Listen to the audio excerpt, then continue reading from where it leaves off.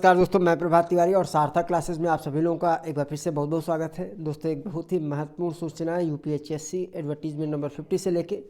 तो सबसे पहले देख लेते हैं क्या पूरी खबर है। सौजन्य समाचार पत्र, शिक्षक भर्ती का संशोधित परिणाम जारी।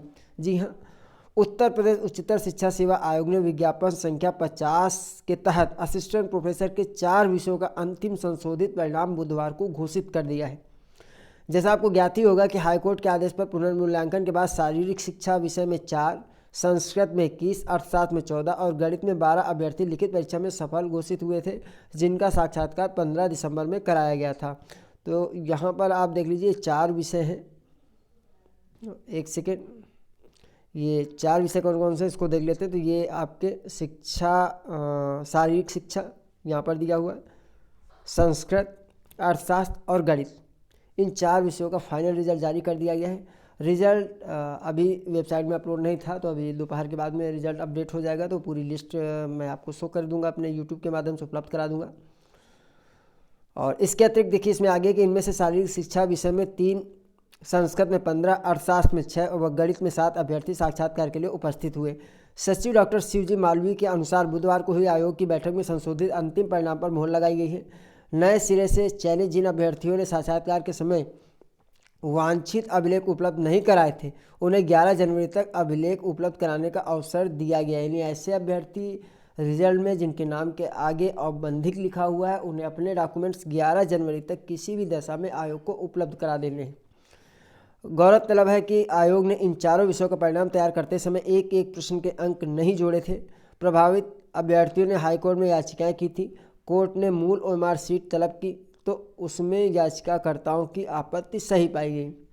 तो यहाँ अगर थोड़ा सा नज़र डाल लें, कुल पदों की संख्या क्या थी, तो संस्कृत में 74 पद थे, अर्थशास्त्र में 100 पद थे, गणित में 96 पद थे और शारीरिक शिक्षा में 23 पद थे। तो ये पूरा अपडेट है। तो जो नए अभ्यर्थी सफल हुए इस परीक्षा में अंतिम रूप से, आप सभी को सार्थक क्लासेस की ओर से हार्दिक बधाई। और इसके अतिरिक्त एक अपडेट और है सौजन्य से न्यूज़पेपर के माध्यम से, तो उसको भी देख लेते हैं हम लोग। और ये खबर है भर्तियों की परीक्षा तिथि नहीं, नए आयोग की सरगर्मी बढ़ी। ठीक है, और इसमें देख लीजिए दिया है कि बेसिक शिक्षा से लेकर उच्च शिक्षण संस्थानों में शिक्षकों और कर्मचारियों के लिए उत्तर प्रदेश शिक्षा सेवा आयोग के गठन की सरगर्मी एक बार फिर से बढ़ गई है। इस नए आयोग का मसौदा पहले कैबिनेट में पास हो चुका है, अब बस गठन की देरी है। और देखिए ये चर्चा आज से नहीं, लगभग 3 सालों से चल रही है। और सबसे पहले भी मैंने यूट्यूब के माध्यम से आप लोगों को अवगत कराया था, तो उस समय पास तो हो गया था, ठीक है, कैबिनेट से मसौदा, लेकिन आयोग का गठन नहीं हुआ था, तो उसकी सरगर्मी तेज हो गई है। सहायता प्राप्त महाविद्यालयों में असिस्टेंट प्रोफेसर के 1017 और एडेड कॉलेजों में शिक्षकों के 4163 पदों पर भर्ती के लिए आवेदन लेने के महीनों बाद परीक्षा तिथि घोषित न करने का यह एक प्रमुख कारण माना जा रहा है। परीक्षा तिथि को लेकर आयोग और बोर्ड दफ्तर में संपर्क करने वाले प्रतियोगी छात्रों को वहां के जिम्मेदार ऑफ द रिकॉर्ड यही बता रहे हैं कि वे सभी भर्तियां अब नए आयोग के माध्यम से ही कराई जानी है।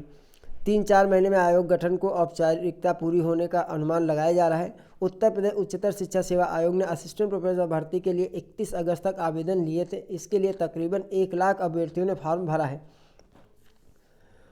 परीक्षा तिथि घोषित करने की मांग को लेकर अभ्यर्थी कई बार आयोग पर प्रदर्शन कर चुके हैं, लेकिन अब तक परीक्षा को लेकर तस्वीर साफ नहीं है।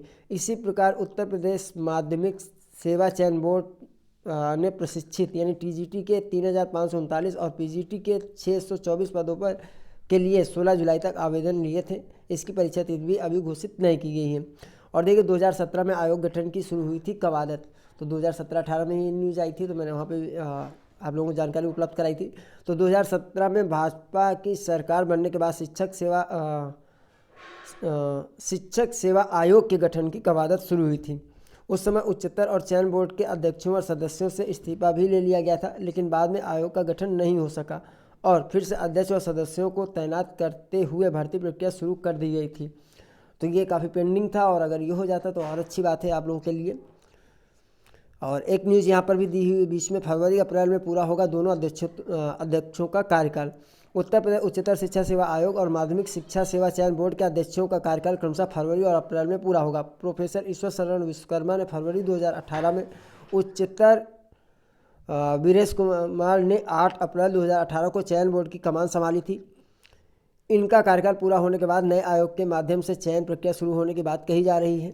चयन बोर्ड में सदस्यों के सभी 10 पद अप्रैल से खाली होने के बावजूद सदस्यों की तैनाती न होने की मुख्य वजह भी यही बताई जा रही है। चर्चा है कि चयन बोर्ड कार्यालय से ही नया आयोग संचालित होगा। तो आयोग का गठन होना है, एक ये भी कारण है, और भी कुछ कारण हो सकते हैं। कुल मिलाकर परीक्षा होनी है और आयोग के गठन होने के बाद परीक्षा जारी हो सकती है और आपकी जो परीक्षा वो भी कराई जा सकती है। डिले कितना होगा, जैसे देखिए आप लोग विभिन्न सोशल मीडिया के प्लेटफार्मों से आप लोगों को लगातार लोग अपडेट कर रहे थे कि इस महीने में एग्ज़ाम होगा, नहीं अब फिर अगले महीने में एग्ज़ाम होगा, लेकिन सार्थक क्लासेस की तरफ से कभी भी आप लोगों को गुमराह नहीं किया गया है। और जब भी आप लोगों ने हमसे प्रश्न पूछा है कि एग्ज़ाम कब होगा, मेरा यही उत्तर था कि अभी इसकी जानकारी स्पष्ट नहीं है। तो जब भी कोई स्पष्ट और ऑथेंटिक न्यूज़ हमारे पास होगी, हमारा प्रयास रहेगा कि हमारे जो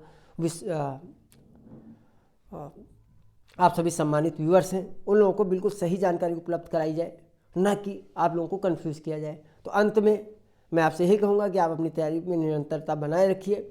एग्ज़ाम ज़रूर होगा और तब तक के लिए आपको समय मिल रहा है कि आप अपनी तैयारी को अच्छी तरीके से धार दे सकें और आपकी तैयारी इतनी स्ट्रांग होनी चाहिए कि पहली बार में ही आपको सफलता मिल जाए और पंचवर्षीय योजना का हिस्सा आप ना बने।